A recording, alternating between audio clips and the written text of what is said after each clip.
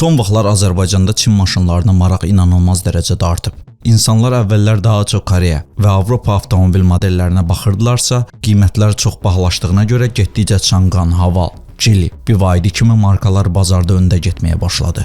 Çünki bu maşınlar həm çox funksiyalı idi, həm də qiymət olaraq daha münasib idi. Bundan başqa salonları texnologiya ilə dolu olur. Benzin sərfiyyatı azdır. Bir sözlə Çin maşınları qısa müddətdə Azərbaycanda ən çox seçilən avtomobillərdən birinə çevrildi.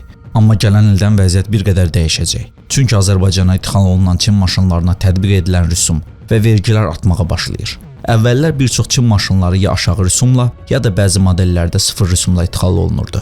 Məsələn, elektrik maşınlarına uzun müddət rüsum sıfır idi. İndi isə bu qaydalar dəyişib. Məlumata görə rüsumlar hibrid modellərdə, həmçinin elektrik, plug-in hibrid avtomobillərində artırılır. Əvvəllər ümumi rüsum 0-5% arasında idisə, indi bəzi modellərdə 10-15%-ə qədər yüksəlir. Bu artım real şəkildə nə deməkdir? Məsələn, 25 min dollar dəyərində bir Çin maşını əvvəllər təxminən 2-3 min manat daha ucuz başa gəlirdisə, indi rüsum artımı nəticəsində həmin avtomobilin Azərbaycana çıxma qiyməti 7-8 min manata yaxın bahalaşacaq.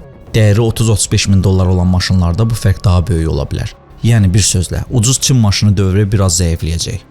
Bu dəyişikliklər ona görə edilir ki, Çin maşınlarının çox sürətlə artan idxalı bazarda balansı dəyişmişdi. İnsanlar daha çox Çin maşınlarına üstünlük verdikcə, digər markalar, xüsusilə Avropa və Koreya modelləri rəqabətdə geri qalırdı. Üstəlik idxal sayı çoxaldıqca gömrük yükü də artırdı. Buna görə də həm bizim ölkədə, həm də Çinin özündə maşın ixracatına nəzarət sərtləşdirilir. Çin tərəfi yeni maşınların istifadə olunmuş kimi ixrac edilməsinə daha ciddi nəzarət etməyə başlayır. Bu da o deməkdir ki, artıq sənədləşmə, qeydiyyat tarixi, maşının statusu kimi detallara daha çox baxılacaq.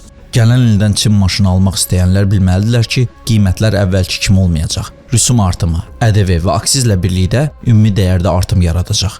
Hibrid və elektrik maşınlarda da əlavə xərc ortaya çıxacaq. Bütün bunlara baxmayaraq, yenə bazarda ən sərfəli avtomobillər böyük ehtimalla elə Çin modelləri olacaq. Sadəcə əvvəlki kimi çox ucuz deyil, biraz daha baha olacaq. Videonu izlədiyiniz üçün təşəkkürlər. Mövzu ilə bağlı təklifiniz varsa, şərhlərdə qeyd edə bilərsiniz. Kanala abunə olmağı unutmayın.